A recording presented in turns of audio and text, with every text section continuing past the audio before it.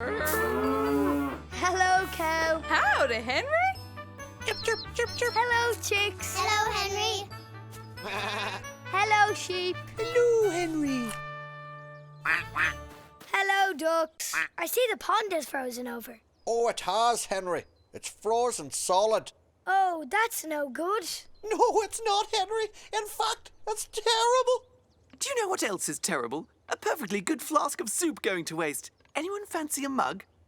No, thank you, Flask. Oh, no, Henry.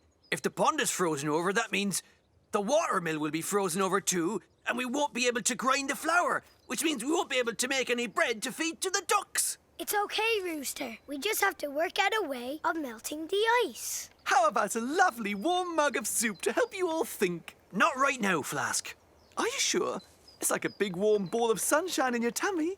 That's it, Flask. We need heat to melt the ice. And I think I know just who can help. Okay, son. Ready, steady, shine.